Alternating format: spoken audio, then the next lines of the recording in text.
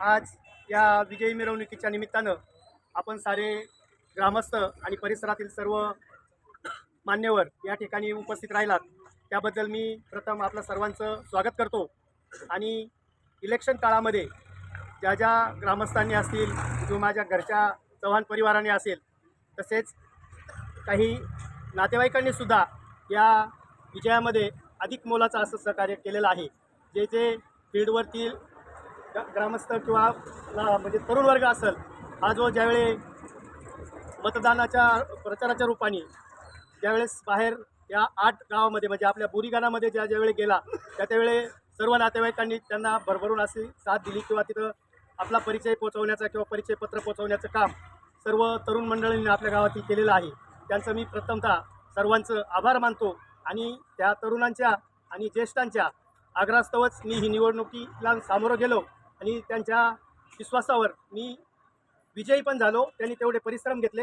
हा सगळा विजय हा सर्व तरुणांना आणि गावातील सर्व ज्येष्ठ मंडळींना मी त्यांच्या प्रती समर्पित करतो, कारण माझा निवडणूक लढवण्याचा विचार नव्हता, पण आपल्या शेजारील औरंगपूर असेल, कावळपिंपरी, पारगाव असेल येथील ग्रामस्थांनी ज्यावेळी ओपनची जागा आली त्यावेळी मोठा आग्रह धरला आणि मला या निवडणुकीला सामोरं जाण्यास भाग पाडलं।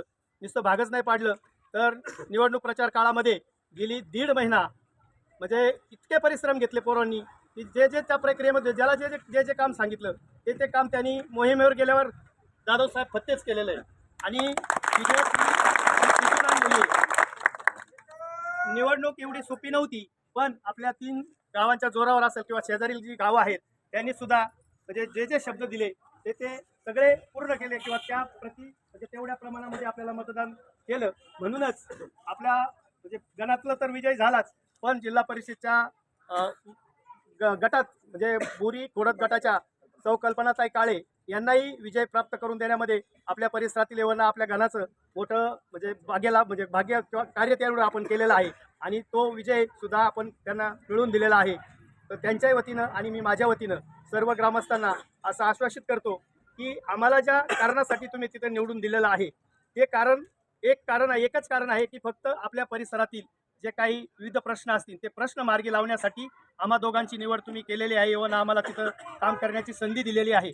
तर त्या संधीचं सोनं करण्याचं काम आम्ही दोघं मिळून जिल्हा परिषद असेल किंवा इतरही काही शासकीय फंड असतील ते जास्तीत जास्त फंड आपल्या परिसरामध्ये येऊन आपल्या बोरी गणात किंवा बोरी खोडद गटामध्ये जास्तीत जास्त आणण्याचा प्रयत्न आम्ही सारे मिळून करू असं आपल्याला आश्वासित करतो। आणि आपण या विजयी मिरवणुकीमध्ये सहभागी झालात, आम्हाला शुभेच्छा दिल्यात त्याबद्दल सर्व म्हणजे ग्रामस्थांचं, मतदारांचं आणि इतर गावावरून आलेल्या पाहुणे मंडळींचं मी स्वागतही करतो आणि आभारही मानतो। आणि आता यानंतर आपली मिरवणूक या ठिकाणी संपेल असं जाहीर करतो।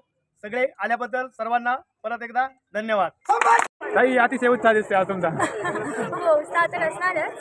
आमच्या गावचे उद्योगपती आणि माझे सासरे संभाजी शेठ चव्हाण हे बहुमताने विजयी झाले। त्यांच्याचबरोबर काळे मॅडम देखील विजयी झाल्यात राष्ट्रवादीच्या आणि आम्ही सगळे खूप उत्साहात आहोत। सगळ्यांचं मताधिकारी जे होते त्या सगळ्यांना मी आभार व्यक्त करते।